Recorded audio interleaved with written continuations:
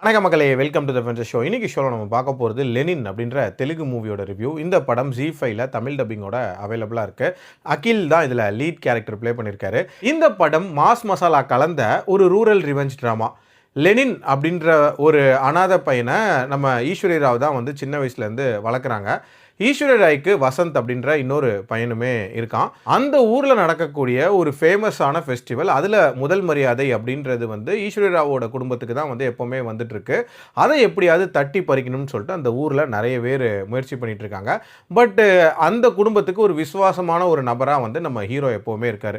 So இதுக்கப்புறம் அந்த ஊரில் என்னென்ன மாதிரியான பகைகள் உண்டாகுது, அந்த பகைகளை வந்து நம்ம ஹீரோ எப்படி சமாளிக்கிறாரு, ஹீரோவோட லவ் எப்படி போகுது, டுவர்ட்ஸ் த எண்ட் ஹீரோக்கு என்ன ஆகுதுன்ற மாதிரி நிறைய விஷயங்களை சொல்லக்கூடிய ஒரு படம் தான் இந்த படம். மாடர்ன் மகாபாரதா அப்படின்றதுக்கு ஏற்ற மாதிரி இந்த படத்தோட கேரக்டர்ஸை வந்து கிட்டத்தட்ட மகாபாரத கேரக்டர்ஸோடையே வந்து சிங்க் பண்ணி அமைச்சிருப்பாங்க.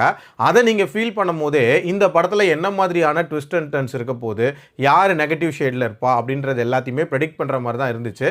பட் இருந்தாலும் நம்மளை கன்ஃபியூஸ் பண்ணுறதுக்காக இவங்க வந்து ஆர்டரை மாற்றி கதையை சொல்லிட்டு இருந்தாங்க. பட் ஒரு கட்டத்துக்கு மேலே ரொம்ப ஆப்வியஸாக தெரிஞ்சிருச்சு அப்படின்னே சொல்லலாம். இருந்தாலும் ஒரு மாதிரி ஈவென்ட்ஃபுல்லாக நகரக்கூடிய ஒரு கதை தான். லெனினை பற்றிய டுவர்ட்ஸ் த எண்ட் ஒரு ரிவிலேஷன் அப்படின்றது ஒரு இன்ட்ரெஸ்ட்டை கிரியேட் பண்ணிச்சு அப்படின்னே சொல்லலாம். பயங்கர ஆக்ஷன் பேக்டாக நிறைய காட்சிகளை அமைச்சிருந்தாங்க. பெரும்பாலான போர்ஷன்ஸ் போர் அடிக்காமல் தான் போச்சு. பட் இருந்தாலும் இந்த படத்தோட ஒரு மிகப்பெரிய பிரச்சனையே அந்த லவ் போர்ஷன்ஸ் தான். லவ் அப்படின்ற ஒரு பேரை வச்சுக்கிட்டு கிட்டத்தட்ட 4-5 பாட்டுகளை வந்து உள்ளே திணிச்சிருக்காங்க. அது எல்லாமே ஒரு கதைக்கு வேகத்தடையாக தான் இருந்துச்சு அப்படின்னே சொல்லலாம். கண்டிப்பாக அது எல்லாமே ட்ரிம் பண்ணியிருந்திருக்கலாம் அண்ட் இன்னுமே வந்து கிறிஸ்பியாக ப்ரெசென்ட் பண்ணியிருந்திருக்கலாம். ஓவரால் என்னை பொறுத்த வரைக்கும் ஒரு ரொட்டீனான கமர்ஷியல் ட்ராமா தான். பட் டைம் பாஸ்க்கு ட்ரை பண்ணி பார்க்கலாம். என்னோட ரேட்டிங் 2.7 அவுட் ஆஃப் 5. அடல் கண்டென்ட்டை பொறுத்த வரைக்கும் வைலன்ஸ் கொஞ்சம் தூக்கலாக இருக்கும் அண்ட் மைல்டான சில அடல் சீன்ஸ் இருக்கும். மற்றபடி பார்க்கலாம். மீண்டும் அடுத்த விமர்சனத்தில் சந்திக்கிறேன். நன்றி, வணக்கம்.